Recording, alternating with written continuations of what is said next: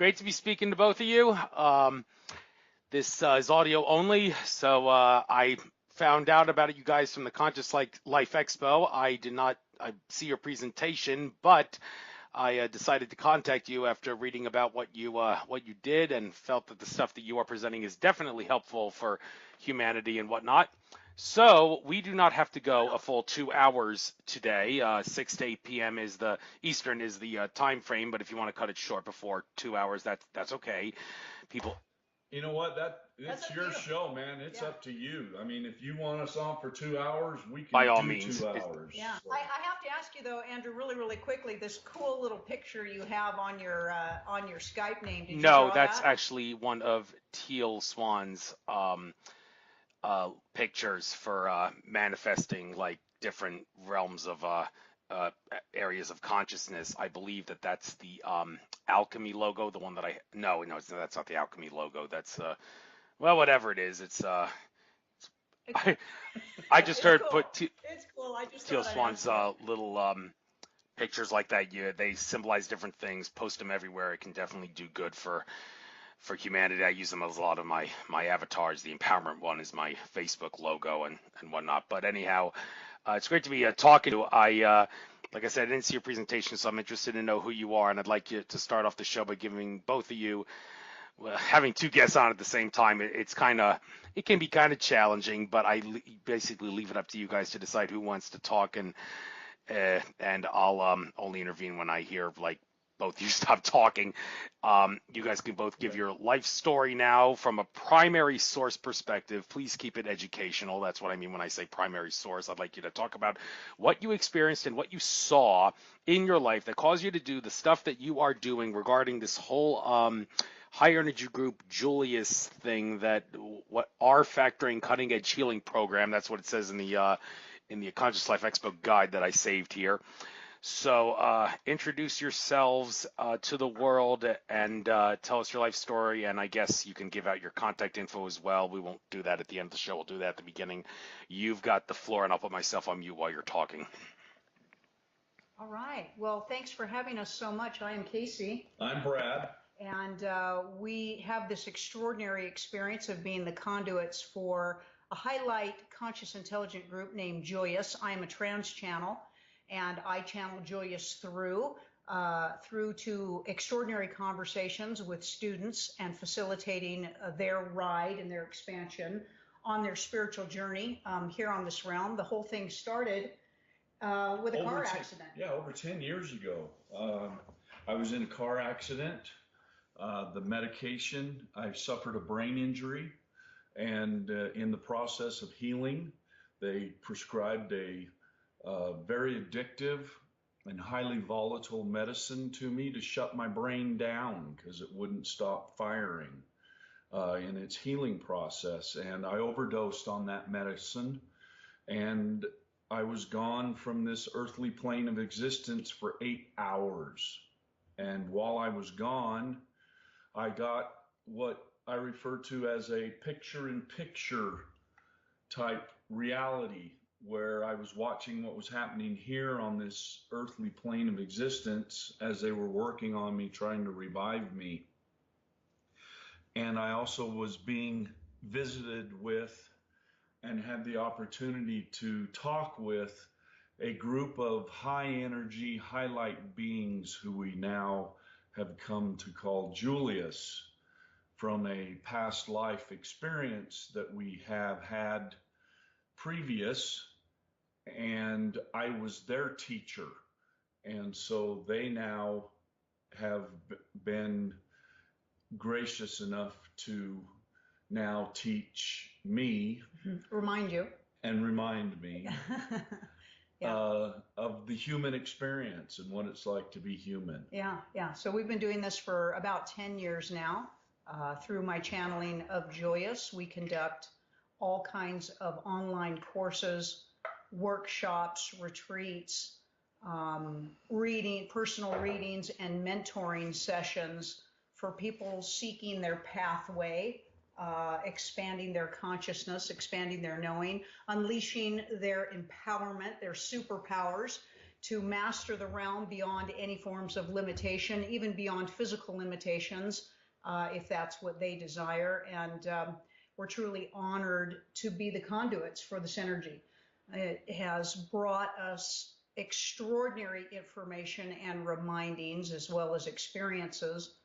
The latest project put forth to us or presented to us by Julius is a breakthrough healing application in the sense of healing your thoughts, getting your thoughts away from fear and working on your energetic thought matrix grid around your physical embodiment is a program called R Factory. Yeah, approximately, what was it, 7 months ago, 8 months ago, when the new moon, dual moons, Julius approached us in the evening at the start of that moon cycle and said, human beings are asking for more information.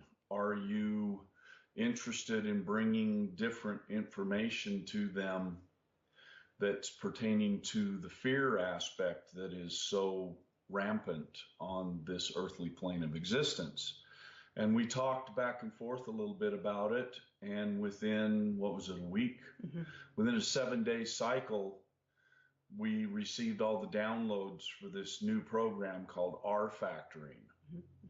So the process is based on both science and spirituality. Your physical embodiment, holding particles of matter, has an energy matrix grid that surrounds the physical body as well as passes through the physical body. And this gridding system holds and captures perceptions of thought or your attitude or the way you see things. It's in direct relationship to your seal of consciousness or your state of consciousness. And this grid gets embedded with these energetic frequencies of thought. So in other words, the more you process your perspective, the more you're stuck in the way you see things, it builds up on this gridding system, kind of like a crustacean process. When somebody finally becomes open-minded enough, starts listening and working through great teachings and great programmings, gets into disciplines, and really decides to dedicate a lot of work in their life towards their conscious journey, many, many humans seem to reach a ceiling or a capacity for understanding, for enlightenment process, and they often bounce back and forth from the previous way they used to think to new ways of thinking. They seem to be able to break through on some platforms and yet seem to hit the same residual ceiling effect on many, many of the limitations in their life. Julius informs us that that could very well be the gridding system that is encrusted with a certain perspective. And so through the R Factoring workshop, you come to our facility. We put you through 3 days of intense energetic thought work, and Julius uses their energy through me to help clear the crustaceans out of your grid so that the open-minded process can take place.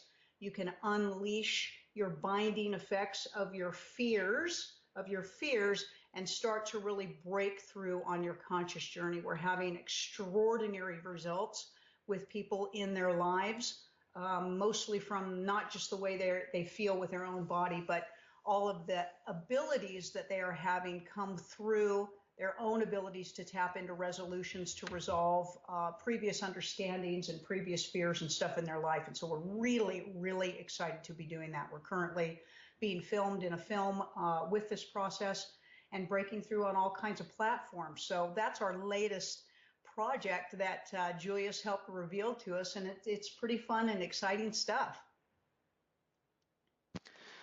No question. So this retreat that you offer people to go on, it's located in Utah. Is that right? Yeah, it's in southern Utah, down where the national parks are at. In fact, we incorporate the energies and the vortexes that exist within the national parks as part of the program. Yeah, so it's right here. We have a small retreat facility right here on our property in southern Utah, and people get to come and stay. Right now, we're doing just small groups of 5. Right now, we can facilitate 5 people, and it's pretty intense. People need to be ready to be doing their work, and it's quite an extraordinary journey.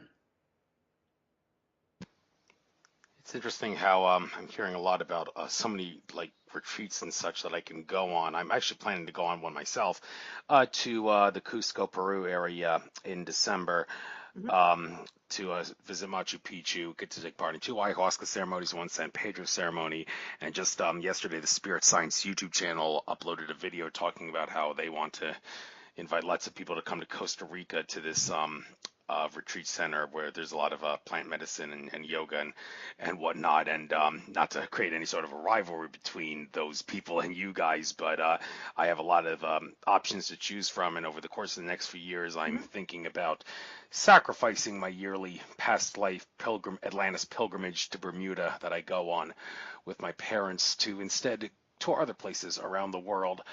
And I suppose I could Yeah. put this Utah retreat that you guys offer on my list sometime in the not too distant future, maybe a couple years from now, if the time and whatnot permits. So, for those that might want to consider going on this, what exactly happens when they come to the place in Utah where you guys hold these retreats, these spiritual journeys, and everything else that goes with it? Are they basically all the same types of experiences, or is it varied depending on who you are? In a nutshell, explain to us how things work if someone wants to come Yeah. over to your place.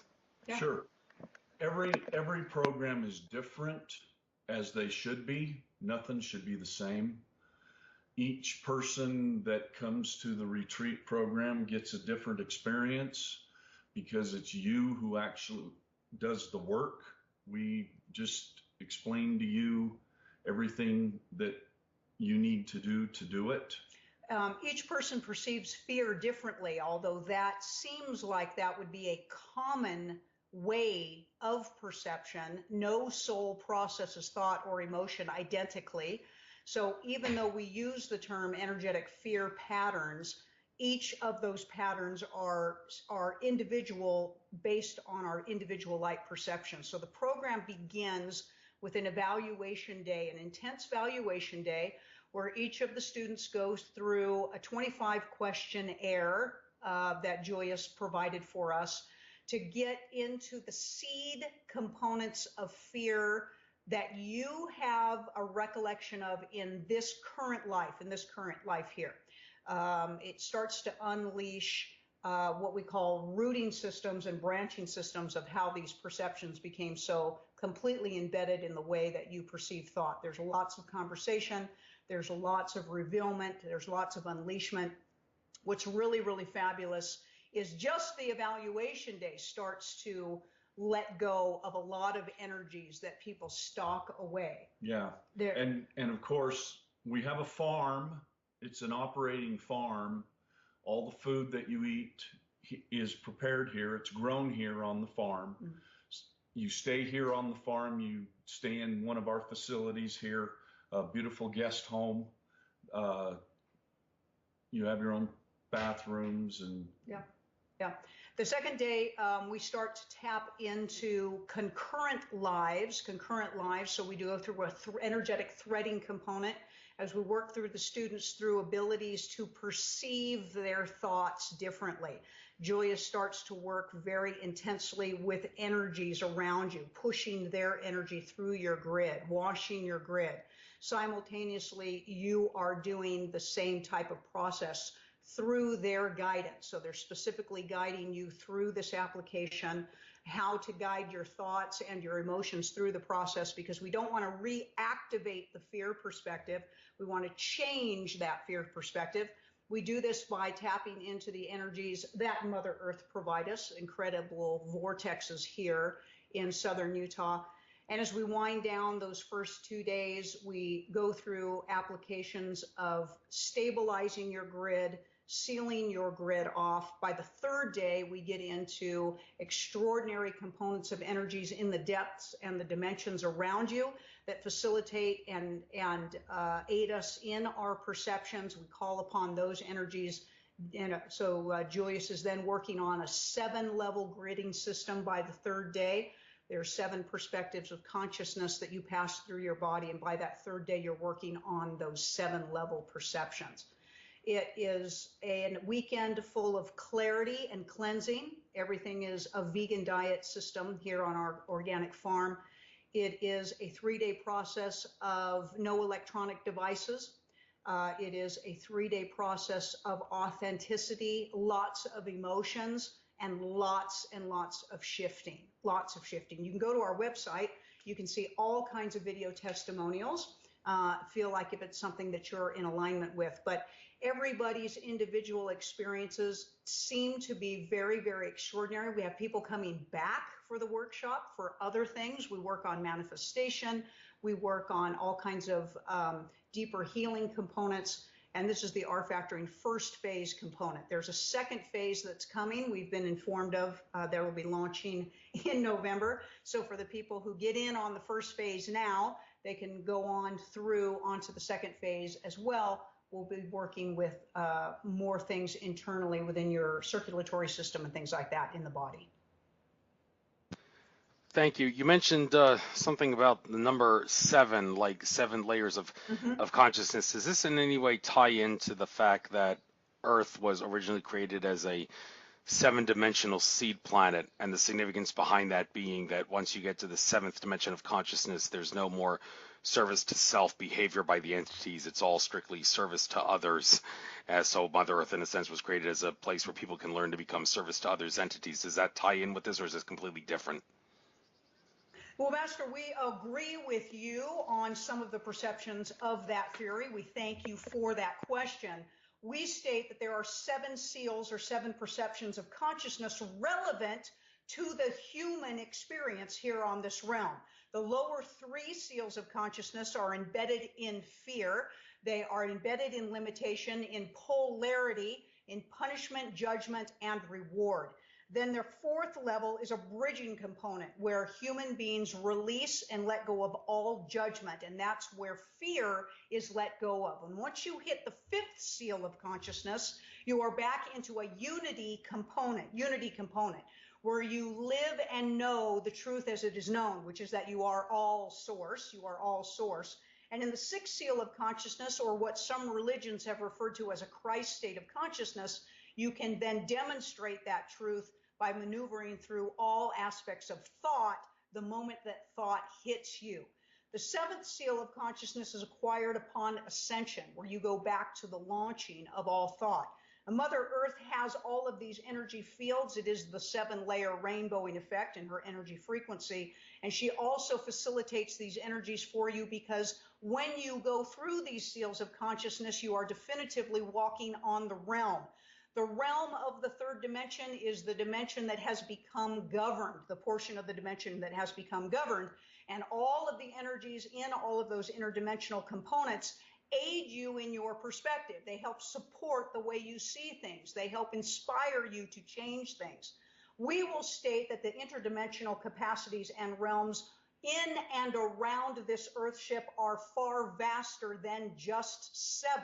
But that gets into all of the other types of beings that you choose to participate in if you choose to come back to this realm for your continued experiences. But the 7th seals of consciousness are directly related to facilitate you to ascend yourself and your embodiment off of this field as a humanoid. Okay, I'm looking up the Julius on Wikipedia. Here it says, I know Wikipedia is not the greatest source in the world, but hey, there's if they cite their articles, then okay, maybe we can use this. It says Julius is the name of a Roman family, most famously the dictator Gaius Julius Caesar. The name Julius may be derived from the Greek word which means downy bearded, or from Latin which means devoted to Jove. Does that have anything to do with the collective higher energy consciousness known as Julius that you channel, or is it just it had to be a name, we chose Julius? Yeah, so Master, it is the name that we facilitated in our last physical embodiment more than 1,500 years ago. It is the name that we were referred to during that time as a status name. It's a name according to status at that time, a ruling component and an emperor component as the name continues in your history. as a status symbol. So a Julius, or a Caesar that is in relationship to an empyrean component. As far as our physicality goes at that time, most male components looked bearded at that time. So really you could facilitate or align almost any name with that physical description. Thank you. And looking at your FAQ here on your website, some of the groups, it says, in regards to the question, has Julius ever been human? Some of the groups have been in human form and experience. That's why they have valuable information from the human perspective and journey. Now, when a Julius incarnates in human form, like, is there really any way that one could observe them and deduce, okay, this is a Julius?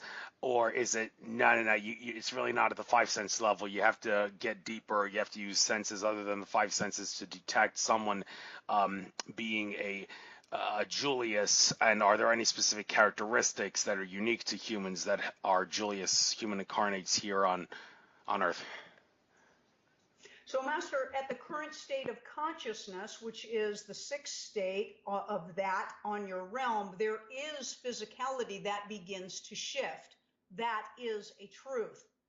A type of transparency or enlightenment process starts to occur. A radiancy, an illuminated state. That is a truth. But mostly, Master, it is the energy field of radiance that comes off, that washes and inspires all within the realm of that touching into love and possibility. It is like walking next to someone that just seems to have a calm or a peace or wisdom about them. And there are thousands here on this realm, as opposed to those deeply seated in fear, competition, paranoia, and anger, where they have a compressing energy, a restrictive energy around them, almost a sickening type of energy around them. They seem very dark and very dense and very slow. As you raise your capacity for thought and acceptance and possibility, you speed up, which is exactly why your light shines with more clarity and illumination, because the matter or the particles of matter begin to break up in your field and your light beingness comes through. So in another word, you go from opaque to iridescent, and that can be seen. It can be heard because there is a tonality that starts to come through. It can be felt through the frequency and through the inspiration of your emotional capacity. It is something that can also be smelled. You can pick up an odor. It is a freshness. It is a clarity. And it comes across like a vibration. It is very commonly matched up to the feeling of love. The feeling of love. When one falls in love or finds themselves in extraordinary joy, their body transfers itself, if only for a moment, to the state. It is when Kundalini energy is unleashed and unraveled and the enlightenment process hits your midbrain and you literally are transformed into anything that you desire. Thank you. Look, you mentioned earlier something about once you get to the sixth level, we're talking Christ consciousness. Looking at the FAQ here, it says Julius does not support religious doctrine or perspectives in regards to the question, are the teachings Christian based? Now, a lot of people would say, well, nobody knows what Christ consciousness actually is, because that term has been thrown around many different times to mean many different things, and there's a lot of confusion regarding it. So what exactly are you talking about regarding Christ consciousness if you claim that Julius does not support Christian based doctrine? A Christ, Master, is a state of consciousness being. So when they say Yeshua ben Yosef, that is the son of Joseph. That is his name. When they refer to Yeshua as a Christ entity, they are referring to a state of consciousness, which is not tied to Christianity as far as authentic application goes. Christianity grabbed it, because like all religions, they all try to state that they are the only pathway to enlightenment. But that is an extraordinarily limited perspective. It is a fully enlightened state in the physical. It is a super or ultra consciousness state is another word for it. And all accessibility to experiencing your thoughts the moment that they are received. When you are in a lower state of consciousness, you go through a very slowed down process of manifestation based on the way you accept a thought or the process of acceptance for you. When you are extremely limited in fear, it takes a lot for you to change what you previously accept. You usually accept the things that have already been demonstrated to you as a limitation. You can't get past what is previous. You bind yourself to facts. You do not come into alignment with the way something feels is a truth and then is demonstrated that way. But in the high states of consciousness, you come back to this knowing. So in a super or ultra state of consciousness, Master, that is where all of those so-called miracles occur, where one can walk on water or one can cure the blind, because they do not buy into previous demonstrated of accepted thought, but live in the concurrent application of the now, where grasping a thought and an accepted knowing of it can therefore be demonstrated. When those beings come to this earth ship, and they have come in many forms, and they demonstrate this application to human beings are generally so dense in their understanding that they turn to worshiping as a god, thinking that these beings have things that they couldn't possibly have accessibility to. But that has also been an extraordinarily limited perception, and then generally written by those limitations as well. We do not support religion, Master, because it binds and separates human beings from their own empowerment, knowing that they are God. They tell you that God lives outside of you, sends you on a never-ending treasure hunt, where the treasure is constantly moved by a narcissistic being based on the moods and the favors that you have provided for it. But religion is a process that most humanoids go through. It is a process mostly inflicted and embedded upon them by those who seek to control. But it can also be a process, Master, of awakening, when one truly finds that what has been dictated to them is not walking in their experience. And so therefore we have no judgment upon it, but we just call it upon its truth, which is that it is a thought limitation. Thank you very much. I happy to report I just liked your Ghost of the Caribbean Facebook page. What exactly is that page all about? It says Dead People Do Tell Tales. That's the subtitle of it. Of course they do, if you can channel them. So what is Ghost of the Caribbean all about?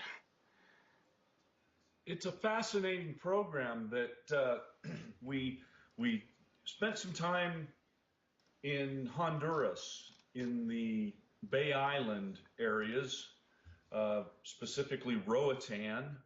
And Roatan, from what we came to find out, was a way station or a halfway house for the slave trade in the world. And of course, privateering and pirates were very much involved in that trade. And history doesn't have it correct when they talk about pirates and about the slave trade. And so we spent time down in Roatan, and we actually visited a couple areas that the jails were in, or the forts that they had to protect the island. And we spent time all over the island, and the island is loaded with ghosts. And we would talk with them and find out about their story and where they came from and why they were still stuck on the island and why they were still inhabiting the island, and you know what was their life all about. And We talked with ghosts from as early as the 1400s. I believe it was the 1400s. And we put it into a program. There's 2 different series. We went back, we spent 6 months, 5 months, 5 months down there filming. And lots of film, lots of production, lots of programming. Yeah, Andrew, we also got over to a secondary island there where Mitchell Hedges supposedly found a crystal skull. And so we were able to, you can see it on film. We know we found where the cave is. The people on that island remember that he was there.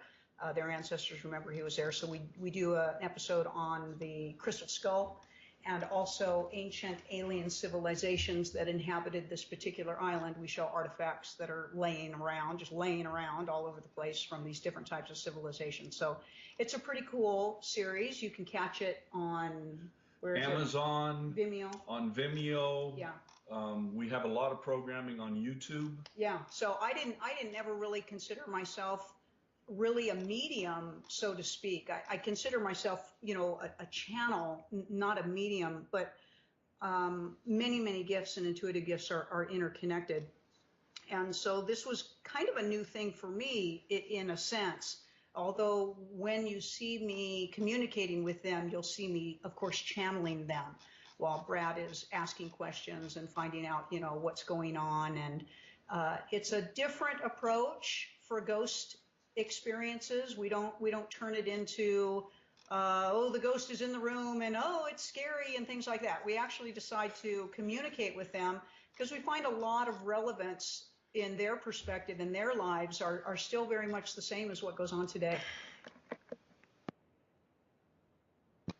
Thank you very much. About people going to your retreat, is it like a year-round thing? I mean, are there people, like, if you're actually the kind of person that can't imagine not having the opportunity to walk through a snowstorm throughout the year, like I myself, I couldn't imagine living in Florida year-round. I love the opportunity to walk through a lovely snowstorm when the winter comes throughout the year, so I'd love to live up in an area where the snow comes. Are there people, are there times where you allow for the retreats to happen during the winter, and if I presume they're not as popular, but if people do come to them, what are the major differences depending on the time of season?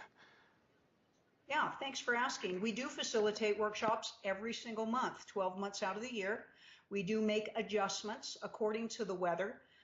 We do absolutely get outside. So if you do come in the wintertime, we ask you to bring your winter clothes and bundle up. We close everything with a fireside application, whether it's summer or winter. We just move you inside. And, the winter has its own extraordinarily magical energy to it. You are absolutely correct on that. And the people who came, we originally launched the retreat in the wintertime. We had our first people come in November and then December and January. And Julius utilized the depth of gazing into the snowfall to truly aid the students in visualizations of the depths of their grids and the interdimensions around us. As long as we're kind of bundled up and everybody's okay, we get out to the canyons, we get outside. Yeah, one of the advantages that we have being able to live here where we're located, we're up at about 6,500 feet elevation wise. So we do get the snow, and we're 15 to 20 degrees cooler than, let's say, they are down in St. George, which is 40 miles away. Mm-hmm. But in that 40 miles, you drop down to an elevation of 2,000 feet. Mm-hmm. So even though it might be winter up at our house, down around the St. George area, down at Zion National Park, down at Snow Canyon, which is a state park, those places don't get the snow. Yeah. So we're able to utilize those locations and the canyons that are around there that are very well protected. Yeah, it's actually sometimes a little easier to get out in the winter temperatures than some of the extraordinarily hot temperatures that southern Utah. St. George can get up to 120 degrees Fahrenheit. Yes. during the summer, which can really be overwhelming. And to go into Zion National Park or into Snow Canyon, on the peak day, it can be challenging. But we do facilitate 12 months out of the year. So I appreciate you asking that question. In fact, we've had students specifically come in the polarity, come during the winter time and during the summertime to work on their gridding system from completely different points of view and applications. Plus, they find a lot of people process thought differently with the seasons. So it is a journey that continues to unfold as this program progresses. Yes, another thing about being in Utah, chomping at the bit to ask you this, right in the middle of Mormon country. Okay, there's a lot of controversy about whether or not Mormons, whether it's satanic or not. Okay, maybe Joseph Smith and Brigham Young, the whole story about the meaning that alien Moroni, if there is some truth to it, maybe Moroni may have had good intentions, but the problem is that at the very least, if it started off good, then it has been infiltrated over the course of history by many Illuminati factions and entities and whatnot to satanize the Mormon faith. And many Mormons don't realize that, unfortunately. And does that in any way, shape, or form factor into the work that you do, or is that just something that you block out entirely and say, no, we don't have to worry about this. We're not concerned about it. For all intents and purposes, we can put our head in the sand like an ostrich, and it's not going to affect us because we are protected. Well, if you are protected, then what protects you? Yeah. Andrew, hey, fabulous question, Andrew. Because I was Mormon. I was actually a full-time practicing Mormon. I was very high up in the church. And of course, I don't practice that anymore. And I have left that religion. Of course, my family does not talk to me anymore. Which is awesome. My relatives don't talk to me. They all think I'm of the devil, the irony in that. Yeah. But you are absolutely right that the members in the church have become very brainwashed into a certain way of thinking, thinking that everybody else is against them. Yeah. The great thing about Southern Utah is the bastard child of the church. It actually is where they used to send all the troubled children. Yeah, the troubled children and the prisoners and stuff from the Salt Lake area. So the energy here, one could say, is historical energy here is one of lots of thievery, murdering, rebellious energy back towards the church. One could maybe think that's a good thing. But the infiltration of the people coming to Southern Utah is very diverse compared to the rest of the state. Where we live, we are not particularly affected by the energy. Of course, everybody's kind of afraid of us. We're always laughing and saying that they're probably talking about at church how there's evil brewing over at the Wallis family farm.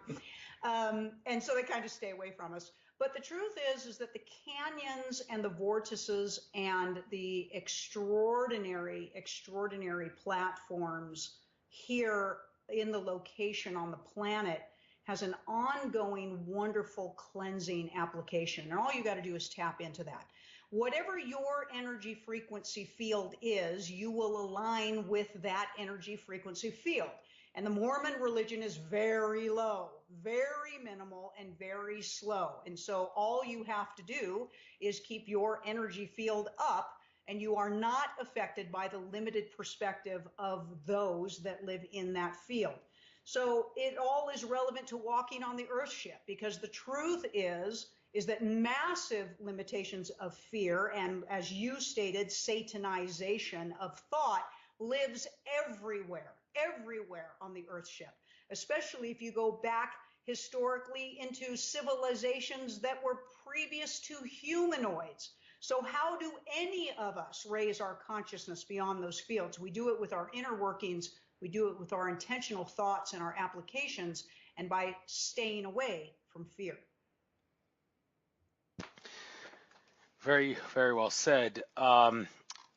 Just to clarify here, a couple different programs. I'm looking on the website, expandwithjulius.com /Julius Intensive. There's a 2 full-day program, but looking at some of the other things you got here, there's some other programs that last more than 2 days. Could you maybe like quickly just compare and contrast the programs for those that may want to consider coming down, like the ones that are longer and shorter than others?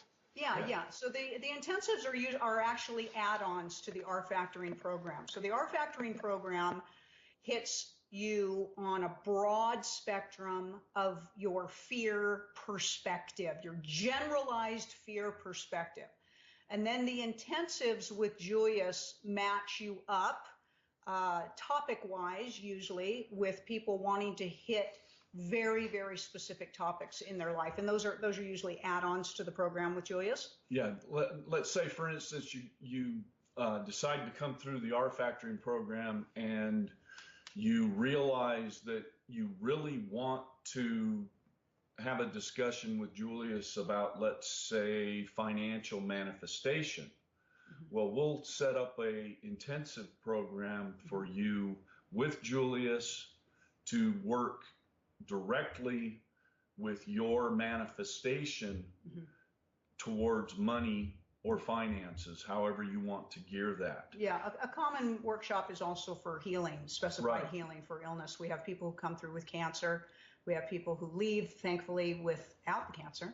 But so those programs are what we call hotspot topic intensives with Julius. The other programs that we do have, Andrew, is we actually train facilitators for the R factoring program. There's 3 levels in the R factoring program for you to receive certification for.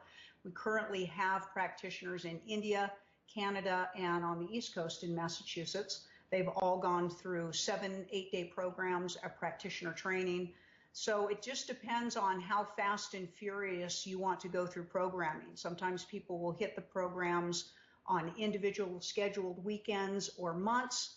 Under special conditions, like when we have people coming from other countries, a lot of times we will set aside special scheduling for them to be able to stay for 3 or 4 weeks at a time here on the facility and walk them through all of the programming. We are also offering new to launch mentoring programs with Julius. So we had mentioned at the top of the interview that we're going to be in a film. We actually took somebody through a 6-month mentoring program with Julius, and that's being filmed in the movie called Impact by Patrick Wazowski right now. And that is completely customized to the individual. So in the mentoring program, you can go either 6 or 12 months with Julius. It'll put you through workshops. We customize teaching platforms and courses that we've had on specific subject matters. And it also gives you personal time with Julius during the month. So you get one-on-one conversations and Skype meetings with Julius. So it can get a little bit crazy just based on your intentions. And we've tried to facilitate as many different ways as we can for people to find their joy. I'm glad you do. And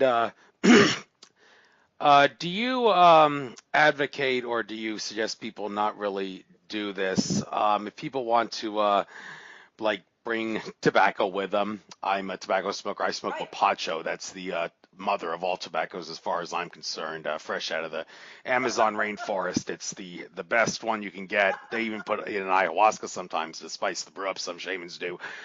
Do you recommend that people, if they want to, maybe bring tobacco with them to spice up your rituals, or do you suggest no, we're of the non-psychoactive substance variety, please don't do that? That's correct. Anything that you're using outside of your physical embodiment, Master, is blocking your ability to reach your own state of consciousness through your own facilities. So we do not support any outside artificial stimulants or mind-altering issues. Having said that, we do understand that on occasion we have guests that are using medical marijuana and things like that, especially if they have pain-related issues, and those things are approached kind of on an individual basis. But we want you in clarity, absolute clarity. That is where absolutely extraordinary heights of consciousness are reached. We understand that there are addictive issues for many, many people. We believe that 3 days is not going to kill you, but in fact may actually facilitate quite a lot of healing for you. We actually do have people come through our factoring as a supporting system in their rehabilitation programs through drugs and alcohol. It is not always easy, but it is always extraordinary by the end of the field. And, basically we just know you can do it. We just know you can. And it's all mindful and very health related. Sometimes that's very foreign to people. And sometimes just that action can move you into another space. Thank you. Here on your website, there's discover popular topics, explore courses by topics you love. There's like a little tree here of about 7 different things. I guess we'll go over one by one in great detail because we need something to talk about throughout the course of this interview. There's manifestation, relationships, healing, path to enlightenment, fear and altered ego, physical life and beyond, and you and source. Okay, let's take it one by one here. Manifestation, I presume that has to do with law of attraction and manifesting what you think and what you believe. And when it comes to the law of attraction, everybody's talking about the what the bleep do we know and the secret documentaries. Some have said that the secret documentary, one of its flaws, it was a little too new agey, and also it failed to take in the big ultimate key in regards to law of attraction manifestation, and that is destiny tuning. If you are subconsciously vibrating out a frequency that does not resonate with your thoughts to attract things, then the law of attraction will not work. Therefore, there are certain things that you may want to do to get rid of those subliminal and subconscious blocks, be it like listening to audio and such that may be like you have fears about money. You had your parents argue about money all the time when you were a kid, and that made you have bad thoughts about money at a subconscious level, which you aren't aware of, and that keeps you from manifesting like wealth, even though you're doing everything you think you can to make the law of attraction work. But you just got to fix the destiny tuning part, and it'll work out better. And some say maybe that's taking it to an extreme. You don't have to obsess about that so much, because if you start obsessing about that, then you're going to have problems. Well, then again, there's a whole drawing the balance issue. So when it comes to manifestation and is destiny tuning the ultimate thing that you got to be concerned about? And if it is, how do you go about focusing on that without going crazy about it and losing control of how the law of attraction manifests things in your life? So the great thing, Master, is you are always manifesting. Absolutely everything in your life you have created based on your perspective. That is a truth. You don't have to learn how to manifest. You do it. It's like coming to us and asking us how to breathe. How do I breathe? While you're breathing on us, okay? What becomes very challenging to humanoids is the conscious aware state of manifesting. Most of you manifest very haphazardly, very chaotically, very reactively, and as you said, very ancestrally patterned, okay? That is living your life from previous perspective, not living your life from the now. The now component, Master, is fresh territory, virgin territory. It is accepting new thought possibilities and feeling acceptance into those thoughts. So you cannot manifest what you do not accept. And what you do have in your life, you fully accept. That way it continues to show up. When they speak of aligning your frequency with your thoughts, desires, what they are speaking of, Master, is getting your emotions into check.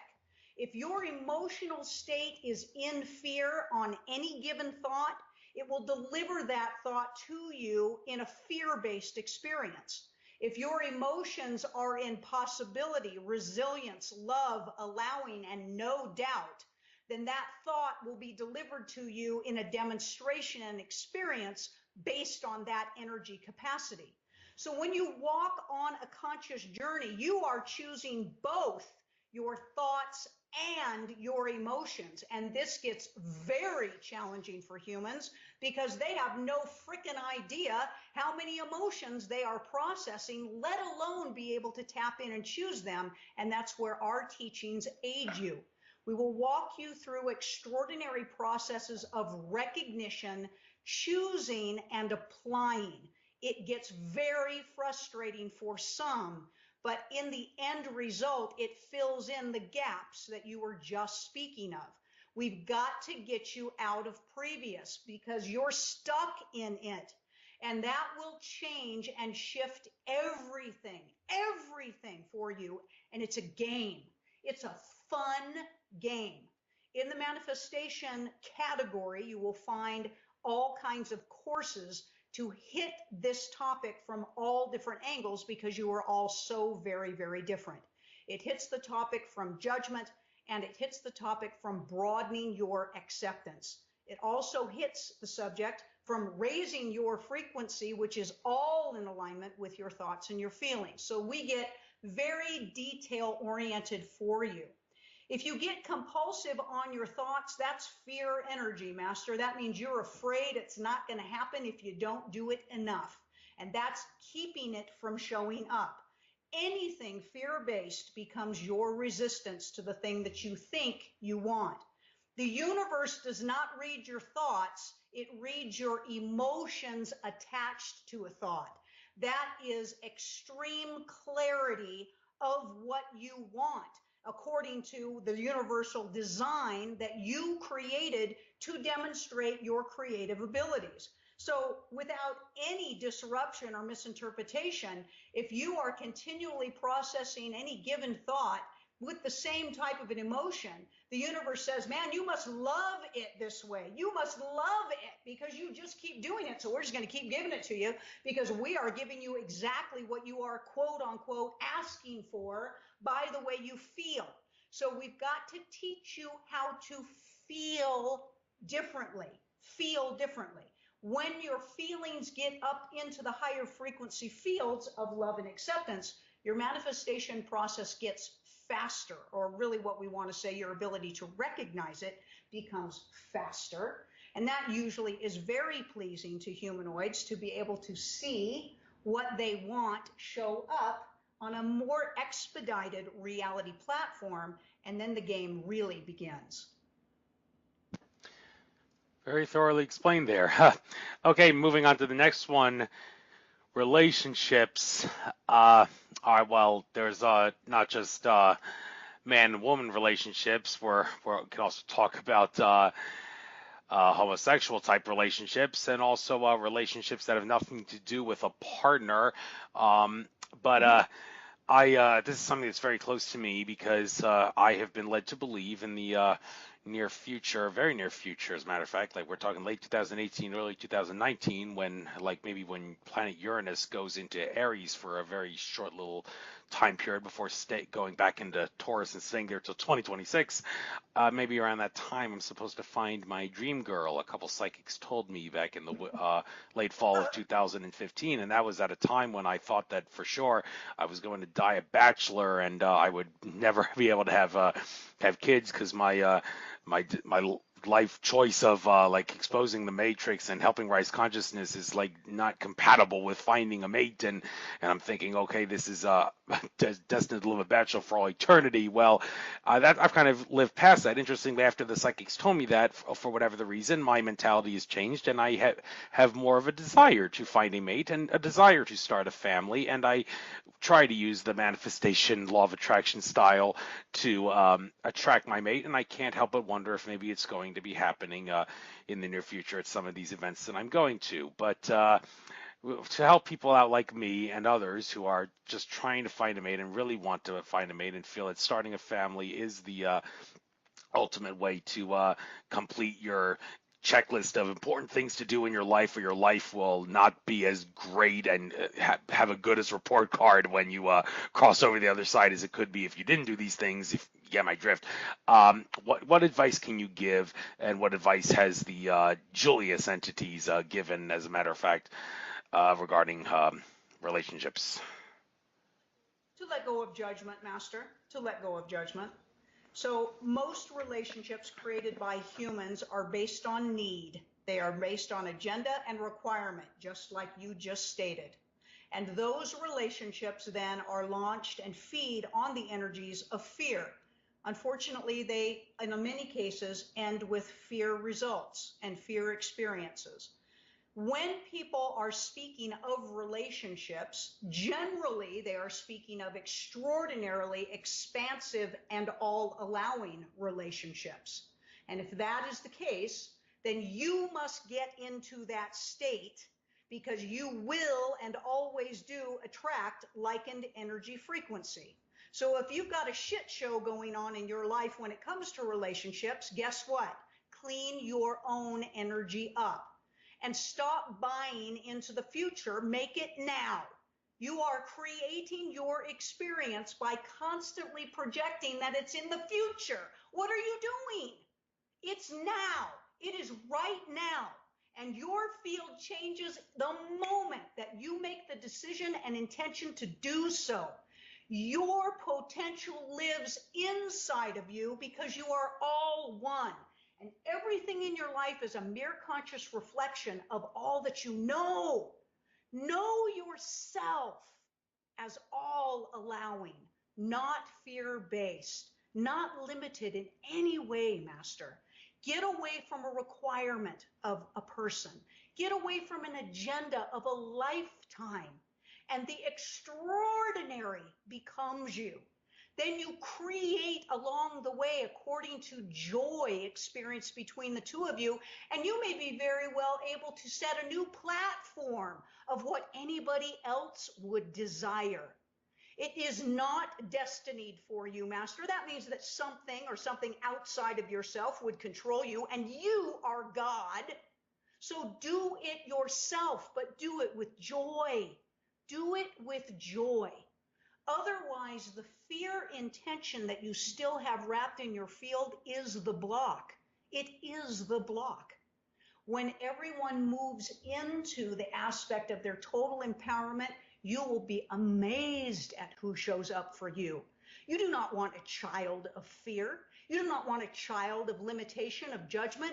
You want a child, a crystalline child, an indigo child. You want a child that demonstrates the potential of your highest version of thought. You must get there before you manufacture an embodiment based in that energy field. So shift. Can it happen when this conversation ends? Yes. You could walk right out of where you are sitting right now and hit someone literally, energetically, and be launched into extraordinary.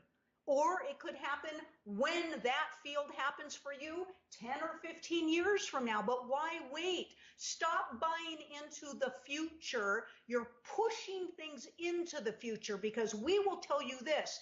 There's no such thing as 2018. Nobody who ever came up with a time configuration has any frickin' idea how old this Earth ship is.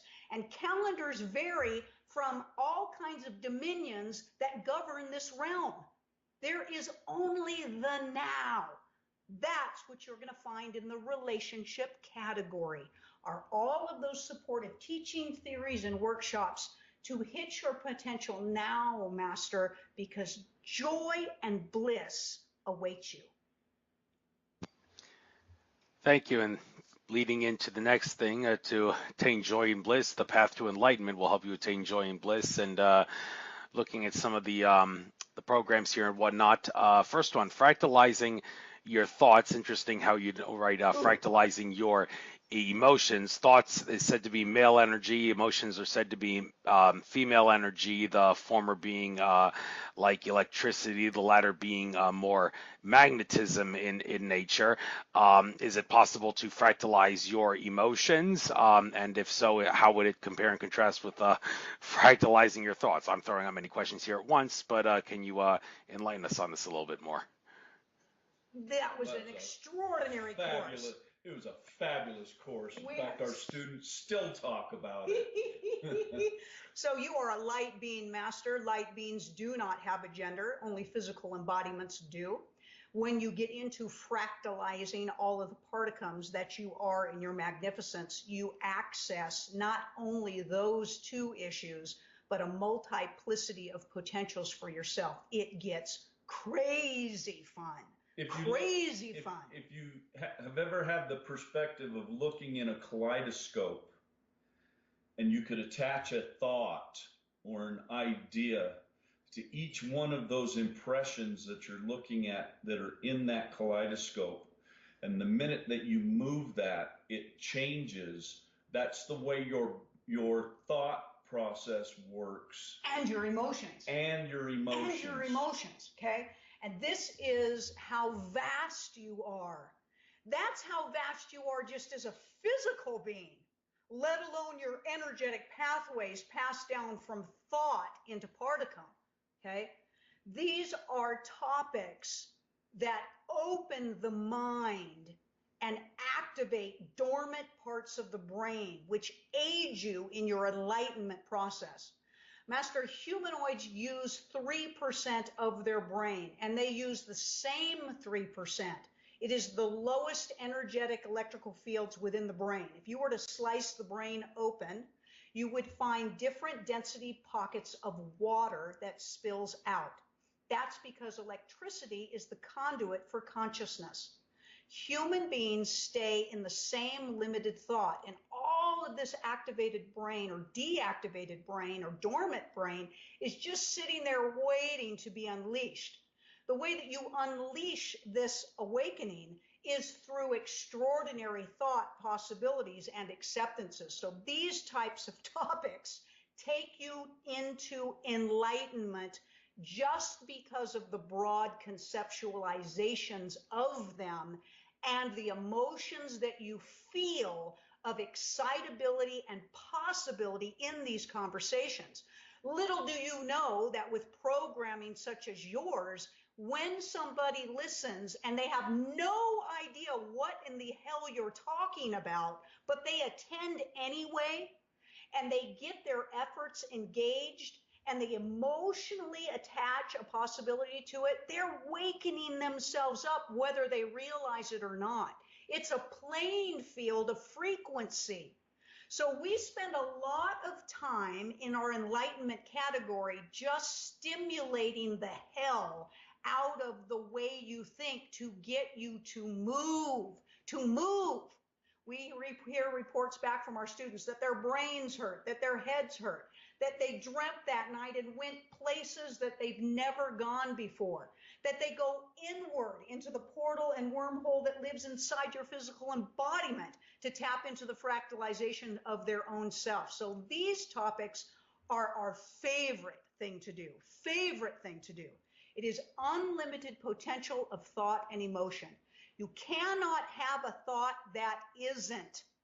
Every thought is source, and whatever you think is somewhere, and just accepting that truth starts to wake you up. So these are the advanced league players, let's say, that go into these teachings and these categories, and we encourage every single soul to dabble into their potential here. Sounds fun indeed. Looking at the other ones here, what does it mean to be multidimensional? And the next one, adventures through dimensions, realms, and vortices. All right, I guess the best question for me to ask here is, can you compare and contrast moving through a dimension, a realm, and a vortice? And also, out of curiosity, do you differentiate between dimensions and densities? Because some say they're the one and the same, others beg to differ. Well, we say that there's limitation to the human's language, and through everybody has a different definition of thought based on their understanding. That is a truth. That is a truth. There is far more going on around you than your language could ever capture, okay? We state that a dimension is an energy field of thought potential. And the different dimensions have energies that are of different frequencies. A realm is a dimension that becomes governed, or an aspect of it that is locked into fear. But the good news is that every realm has unlimited dimensional energy around it that can unlock you from being stuck in that field. A portal or a vortice tends to be an intertransportational hallway, if you will, between dimensions and between realms. Having said that, We also support that just stepping to the right or stepping to the left gets you into another dimension, because they are not separated by walls or veils. They are only separated through your perceptions of your mind's acceptances. Up, down, in, out, back, forth, and everything in between is an experience of unlimited thought potential. And when you let go of devices that convince you that it is a challenge to enter any one of these things, that's when the magic occurs.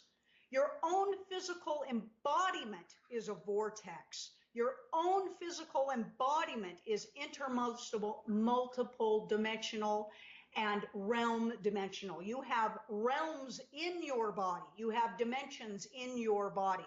It gets crazy, but that's what it all is, to be source. And you never end, and you will never complete the journey. Isn't that awesome? Because if you did, you would end.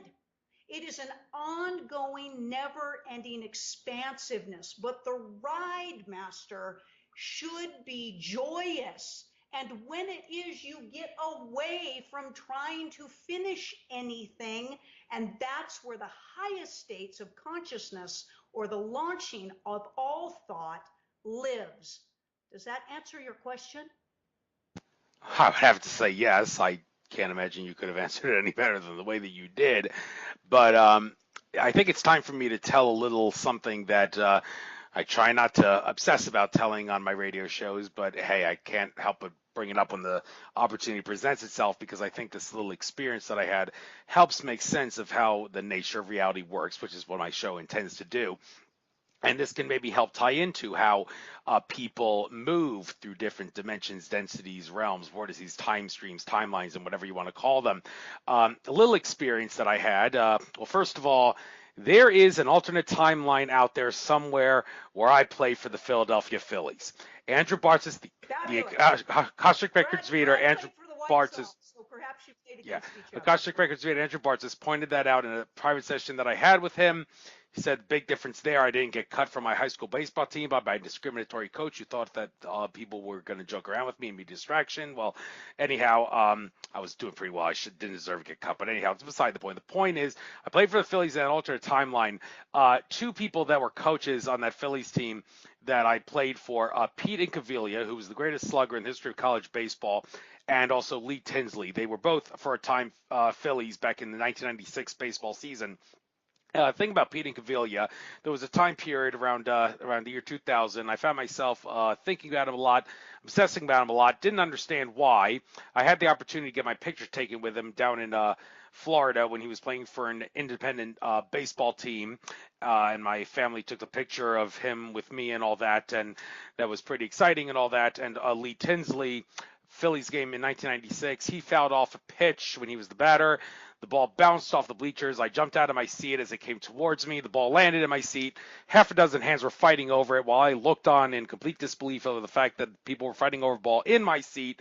The old man sitting next to me got the ball after the scuffle, and he decided to give it to me because I presume he felt sorry for me.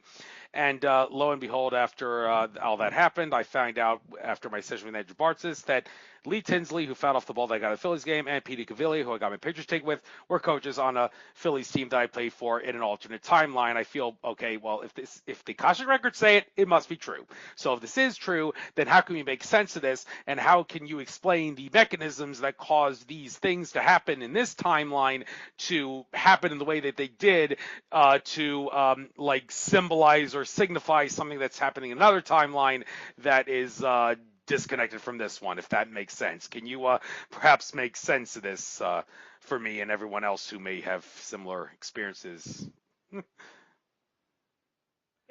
Wow, you have a lot of energy, Master. we love that about you. Absolutely fabulous. Love you are that about you. fabulous. Glad you like it. So, Master, what we will tell you is that on the highest realm of everything, you are all one. And it is very, very easy for you to tap into your thoughts and intentions of your own self. That is a truth. If you want to view things from the perspective of separateness, then we will tell you that the same thing still applies with your thoughts. and you can align yourself with every thought, intention, and experience that you are having in the concurrent moment of now, anytime that you choose. You are the creator of your experience based on your thoughts and your emotions. And although in the physical realm, you have both individual experiences going on as well as collective experiences going on, that's the magic, the depth, the misunderstood, and capacity of Source, which is you. When you are on your conscious journey, it is these beautiful synchronicities that aid you in your continual journey to know and remember more. And so you design these circumstances and these extraordinaries for your own self because you have forgotten. When you reach a capacity of consciousness where you can tap into your own self everywhere in every experience, you will realize that you are everyone. You're every player on the Philadelphia Phillies. You are those coaches. You are everyone on the Red Sox. You are the football players. You are the presidents. You are the emperors. You are the empresses. And all you have to do is focus and blend. It comes naturally through the enlightenment process. These individual light synchronicities are still aspects of separateness. We will tell you there is no such thing as destiny unless you accept that that is a truth, and it will be your experience. But there's more.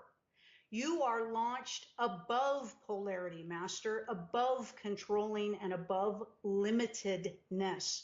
When you reach that acceptance, everything will blow itself open and the chaos begins, and you won't be so driven to make sense of everything. Sense lives in low dimensions and low realms. They are predictable and they are according to, and that is not all the magic that Source is. We are so pleased that you have these experiences. We send you more of them, but go farther, Master, go farther. Listen to those people, align yourself with them. See if you can get into the way they think and the way they feel, because it's you. You are everything and everyone. You are every thought, and so is everyone else. When all souls remember that, compassion and honor is unleashed and everything shifts. Do we agree that this experience happened with you? We know that it did. Do we know that there is more? There is endless. Keep your mind open. Keep your heart open. Calm down just a little bit, and you will receive even more extraordinary. Thank you. Thank you very much. Moving on to another thing here, the creative process. And when we talk about creativity, interesting, I'm talking about this now because Elizabeth Harper, consciousness expert from the UK, recently downloaded a new ritual she did about a minute and a half.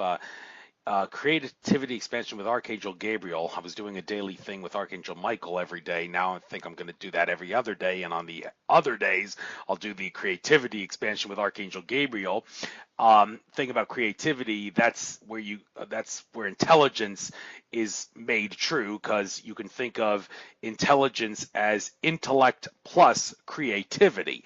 That's what Mark Passio, the Church of Satan member turned whistleblower, has defined intelligence as intellect plus creativity. And one interesting thing about humans compared to the Archon control system that tries to keep us in domination control is that humans have a creative imagination.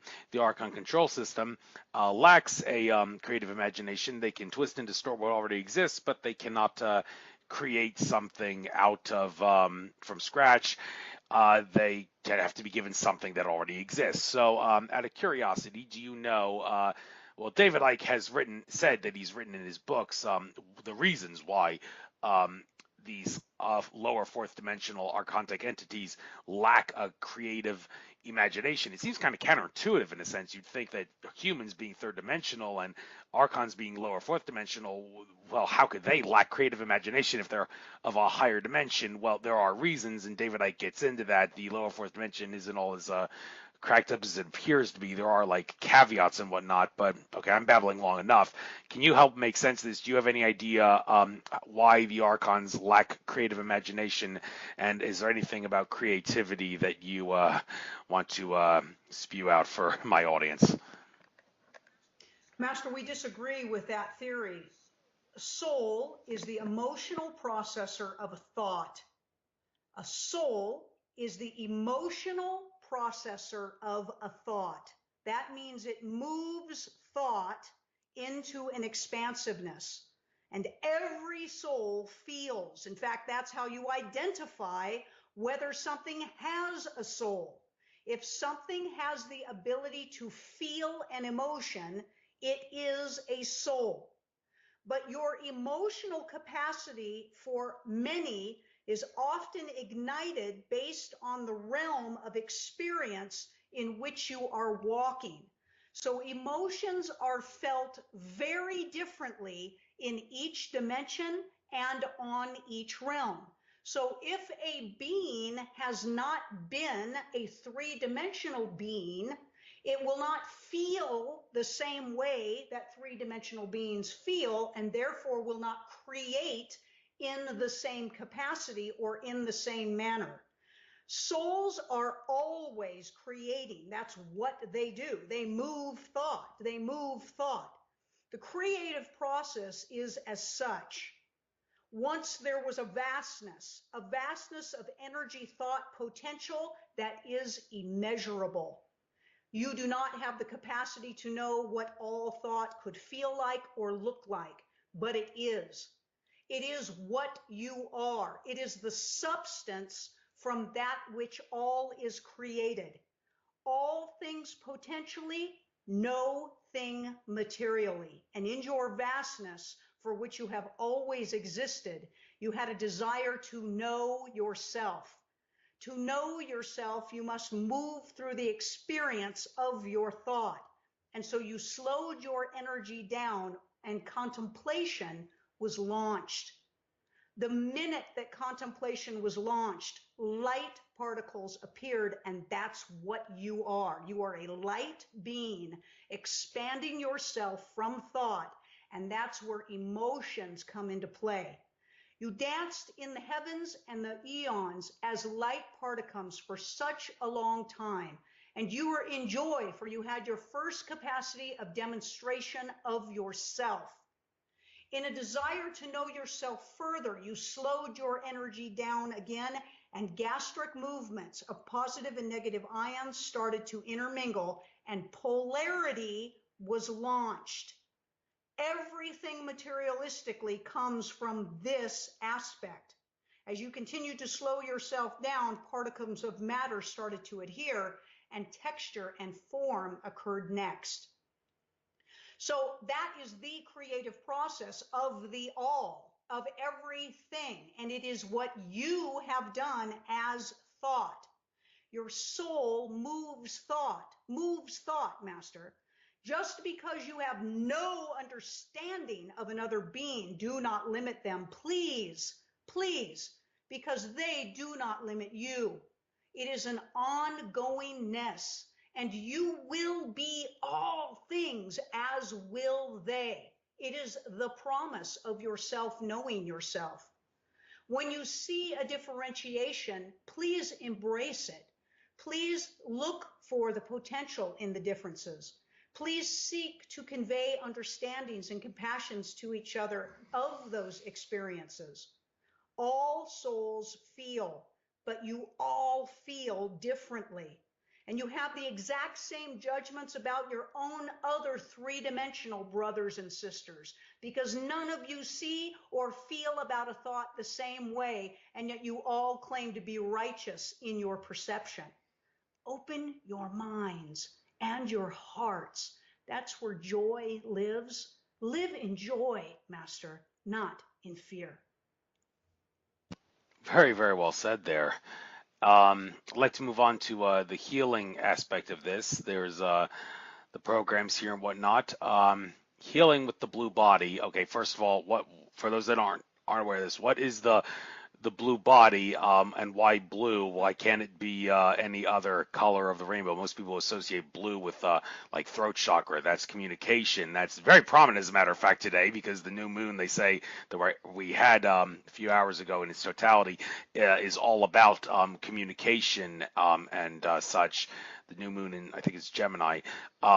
So does that in any way tie in with this blue body thing? And are there other color bodies? And if so, can you compare and contrast them with the blue body?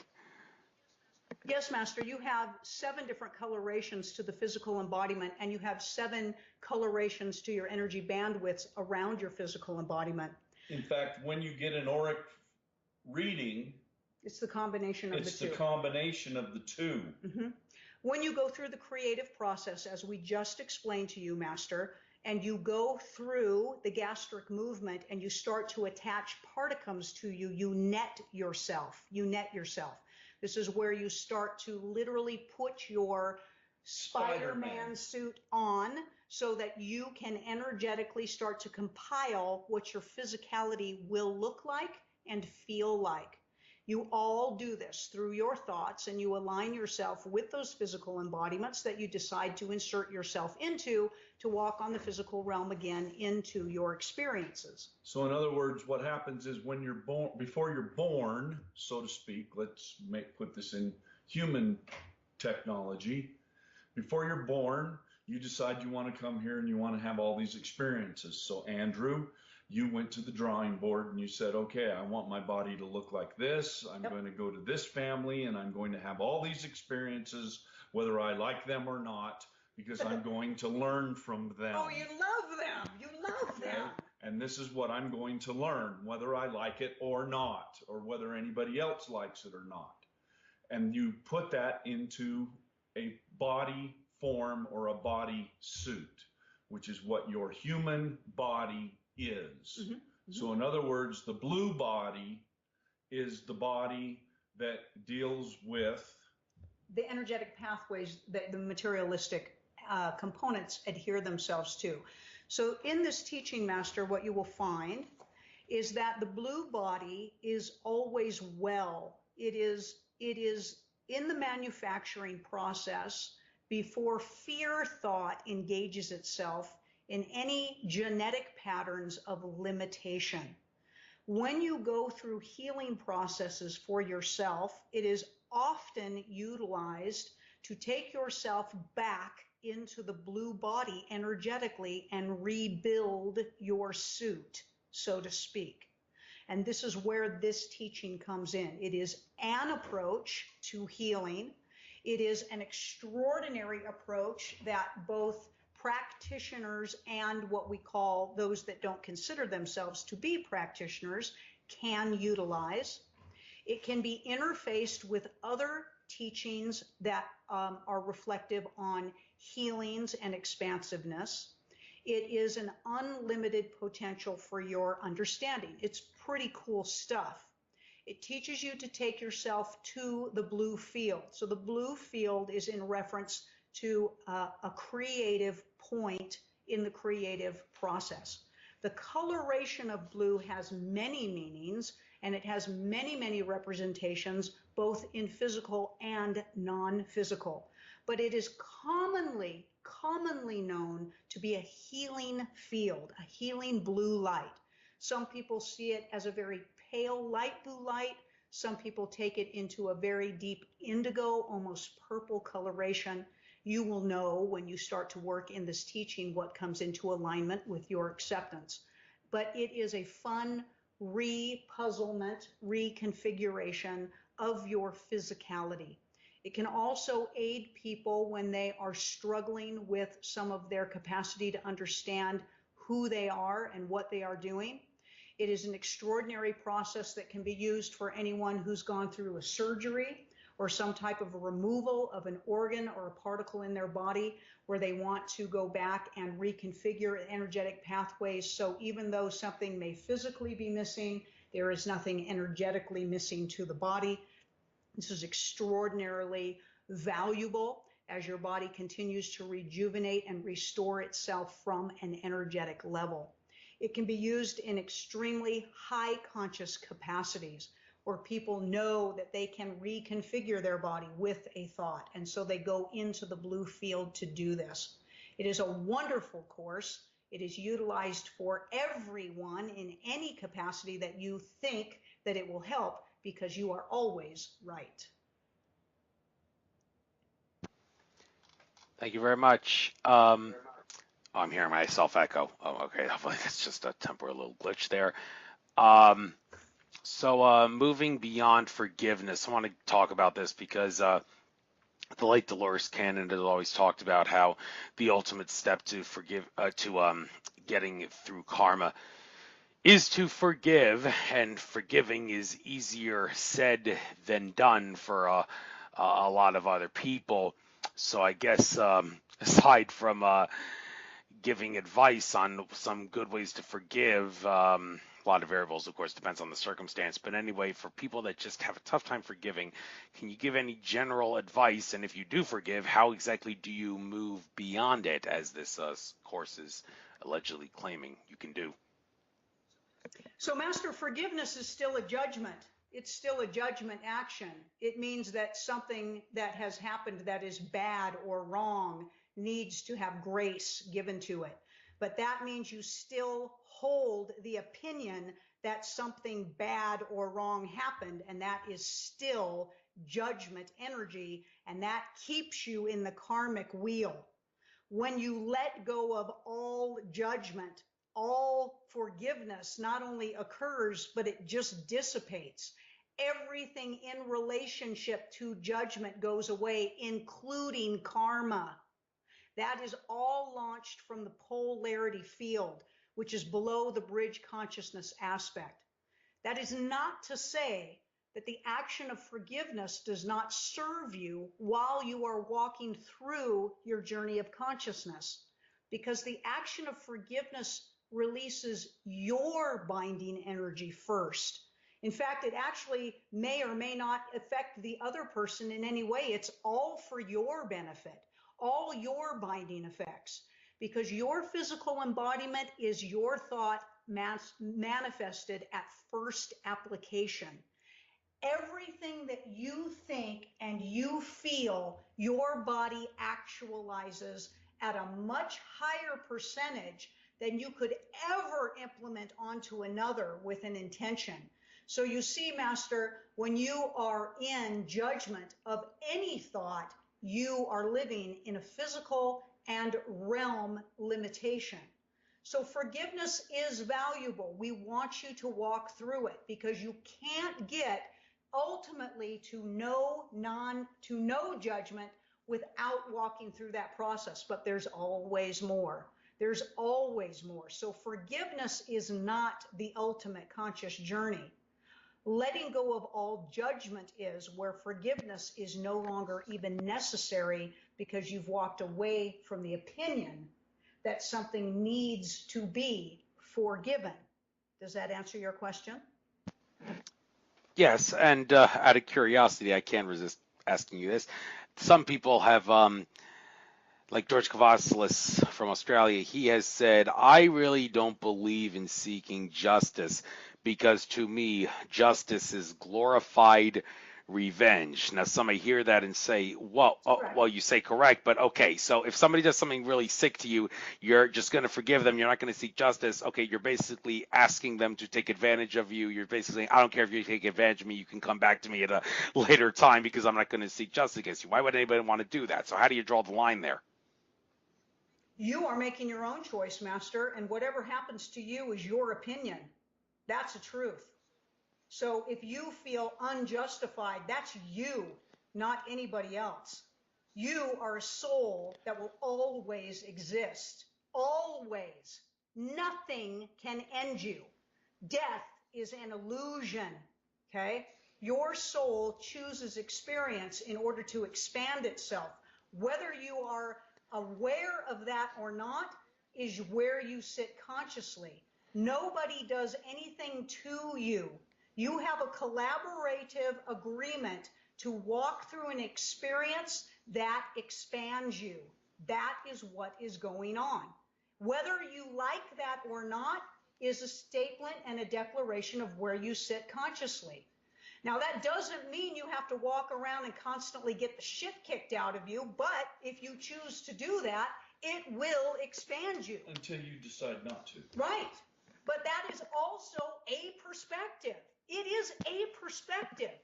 The one thing that another cannot take away from you is your reality.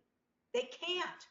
You think that they create your reality or govern your reality, but that's your choice as well.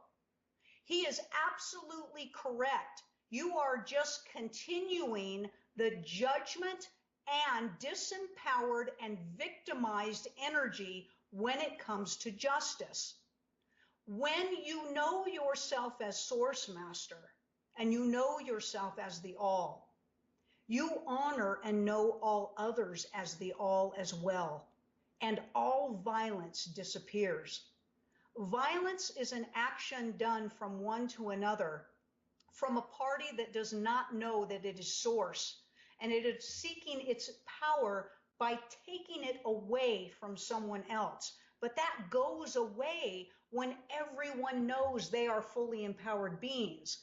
That's where solving comes into play. It will never be resolved in polarity, and it will never be resolved in judgment, except the continuation of that limited experience. In either case, your soul is well and safe. Everything that is tied to fear will always have a limited experience attached to it. If you are loving your limitation, please continue to do it. Do it until you have had your guts full of it, and you will finally move above it. For those realms that still act on a punishment and reward system, all of those souls make it through that limitation and will eventually move beyond it. It's a truth. It's a truth. The question is, are you going to choose your expansion, or are you going to wait for it? Actually, there is no waiting for someone else to do it for you. Ultimately, you will choose it yourself. But what happens is extraordinary. When you let go of the binding effects of the perception that someone else controls you, joy comes through, and no one can knock you over. No one, no thing can knock you off your center. And that makes another walk away. We'll guarantee it. Even if your physical embodiment lays itself down to decay, your soul extracted is unfaltered, and it will continue into that same perception and thought. So make your next experience as extraordinary as this one can be. Good advice there, indeed. I'd like to possibly kill two birds with one stone here. I'm looking at two different things here that seem to be at opposite ends of the spectrum.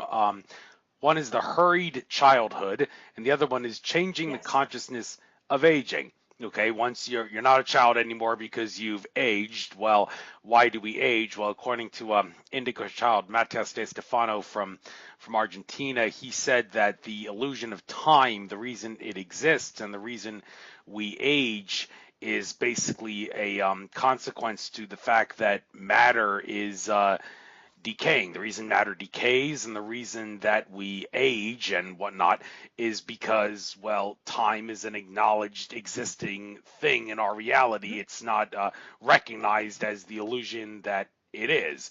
And well, how does that possibly tie into changing the consciousness of aging? And what exactly is this whole hurried childhood thing? Interesting diagram here of a kid sitting in the middle of a triangle with the ends of the triangle being at the groin areas of the man and the woman, who are sitting standing side by side of the child and the child himself. Yeah. The hurried childhood, you are correct in what you stated. We appreciate your opinion and your wisdom. It is that rushed application that you have to get things done because you're going to run out. It is the non-allowing process. It is the stifling of the inner child, which is where all emotional degradation and incapacity lies.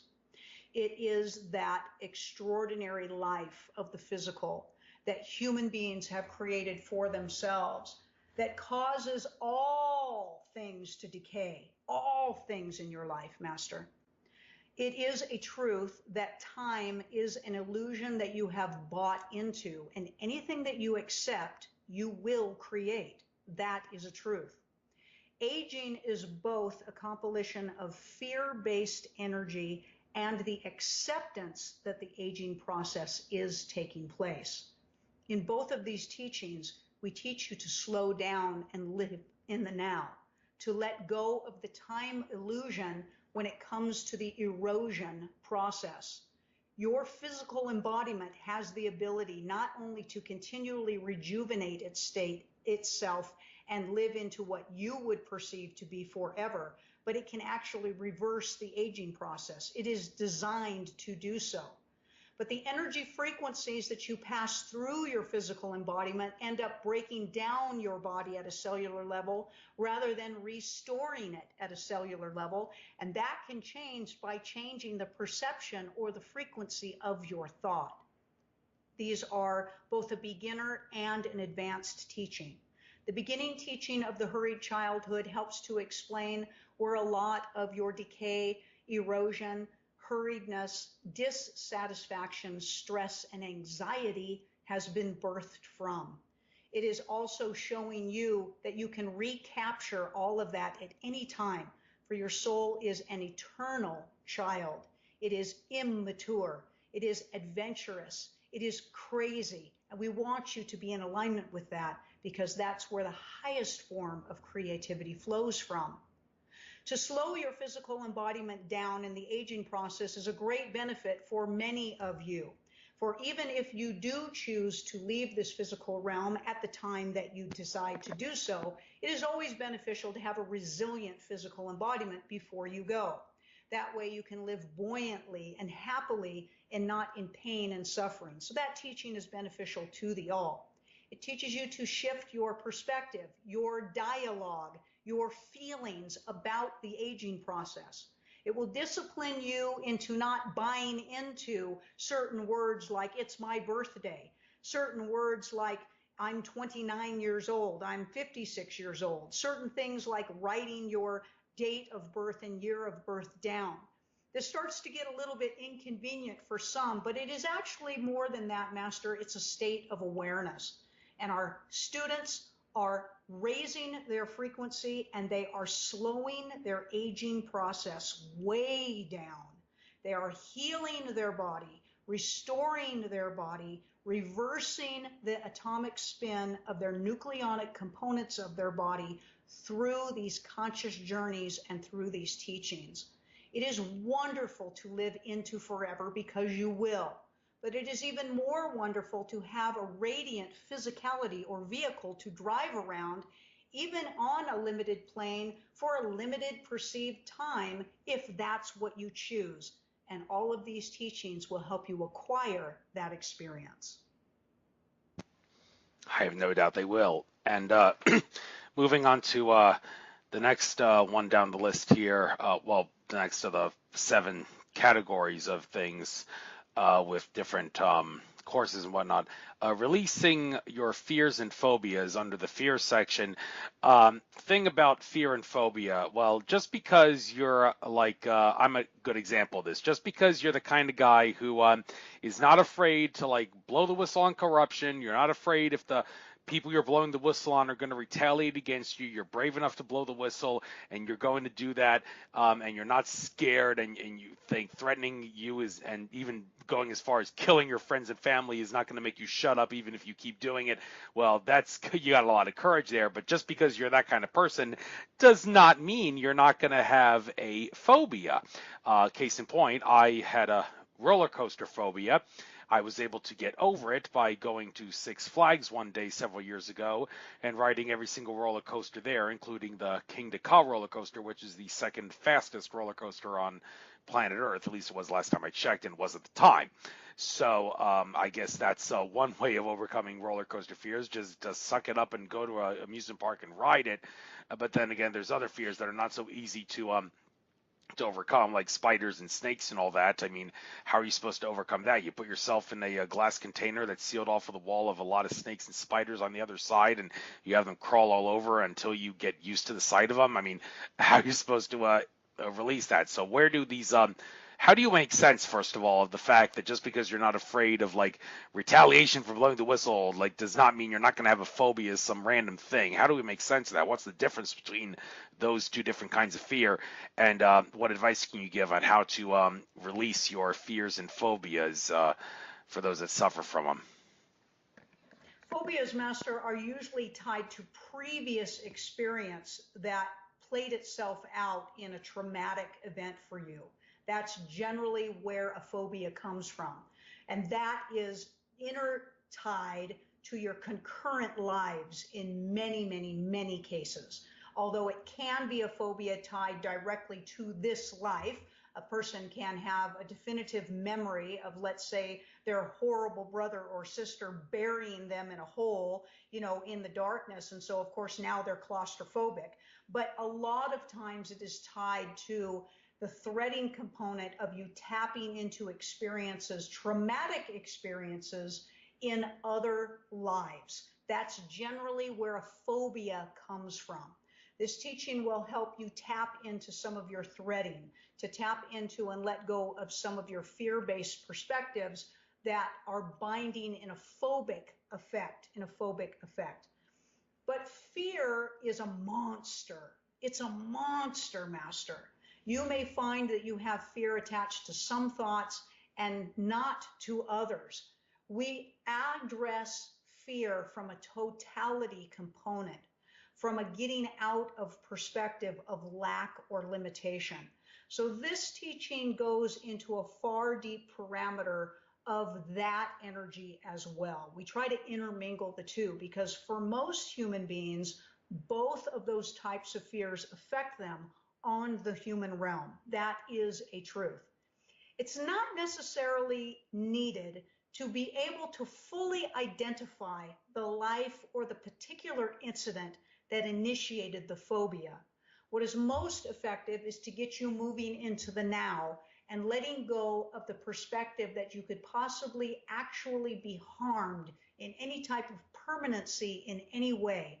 And you let go of the emergency brake or the panic mechanism that is triggered when that memory occurs, or something that triggers a physical response tied to that memory.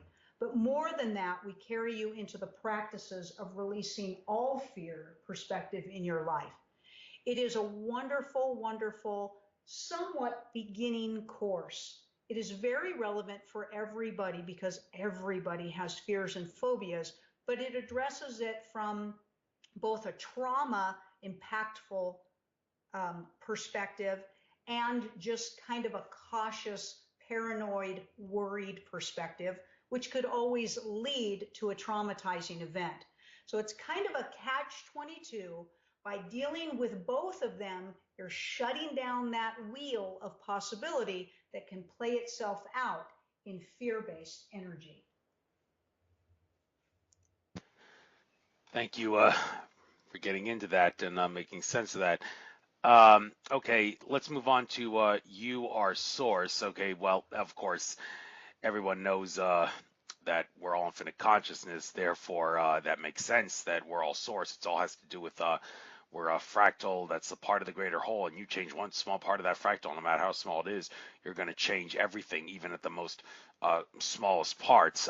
Oh, interesting thing here I see. This also makes for great radio conversation, so I'm definitely going to have to ask you about it. The difference between soul and spirit. Okay, I'm not going to babble on what I've heard other people say. What do you have to say is the difference between soul and spirit? Your soul is the emotional process of thought, and spirit is that thought, Master.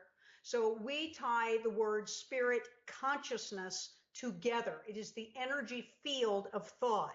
It is the energy that keeps everything connected. There is no severance of consciousness or spirit. That's all energy connected. It's what holds your body together. It's what holds the chair together. It's what interconnects everything. It's the energy field of thought. And a soul is the emotional processor of that energy. So it expands that energy into an extraordinary potential of itself. That's the difference.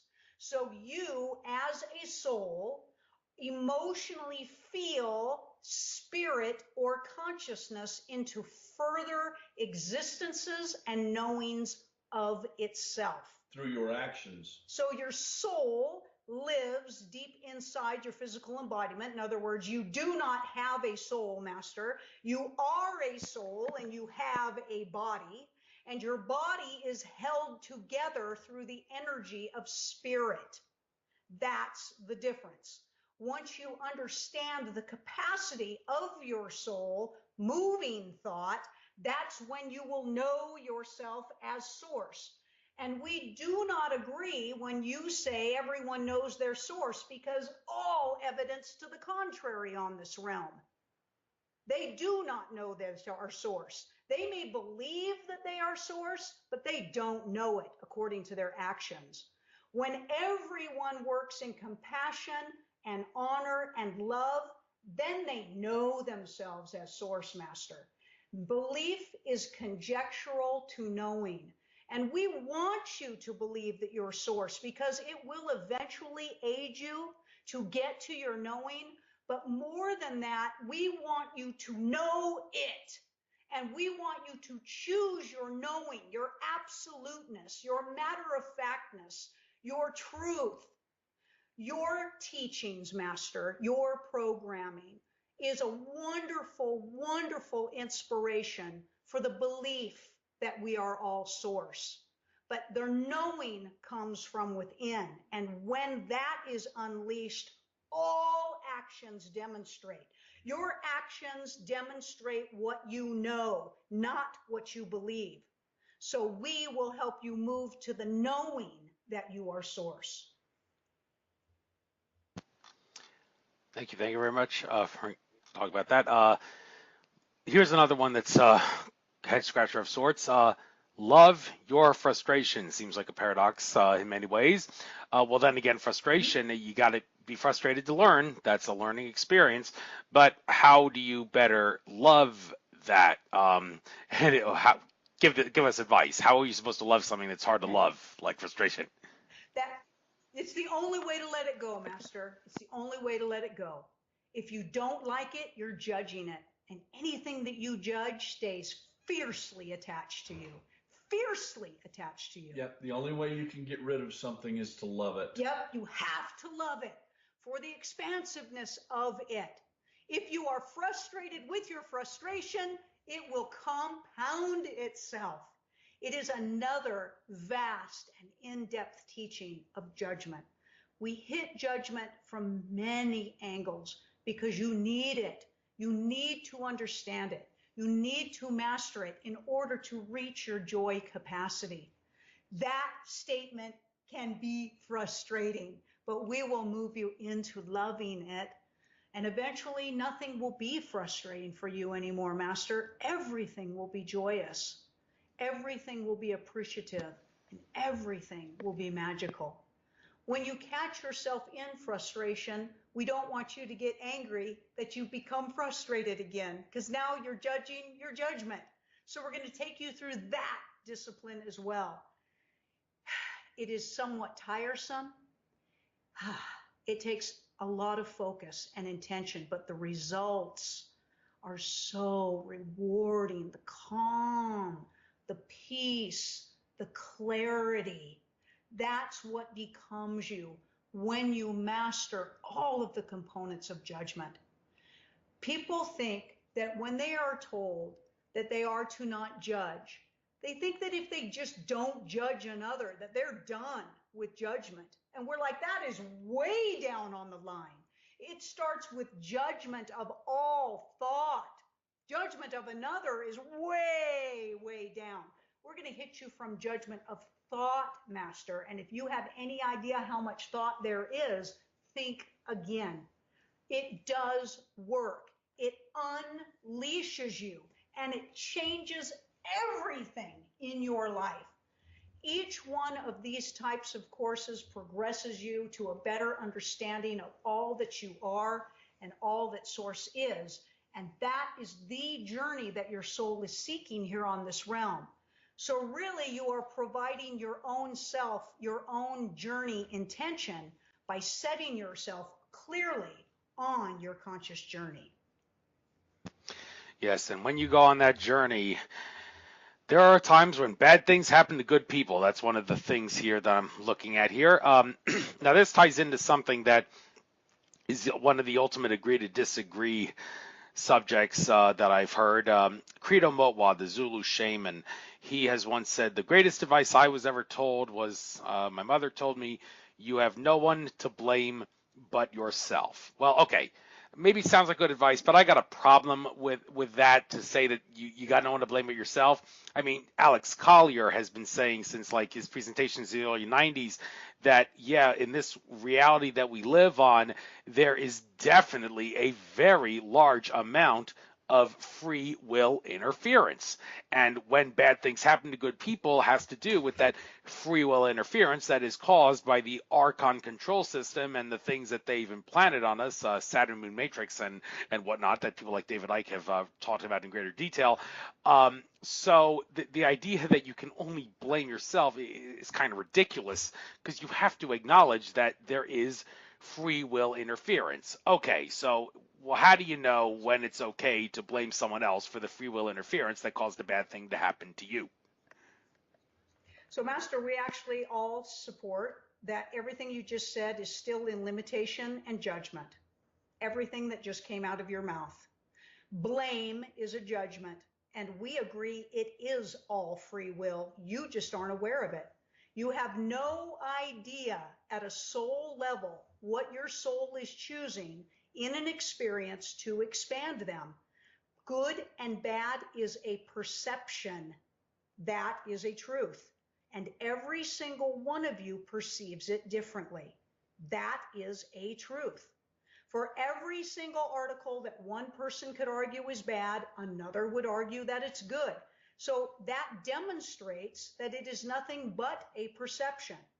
It is a challenge to move into this thought and this feeling. But when you do, you will be released further from judgment. You will never end, ever.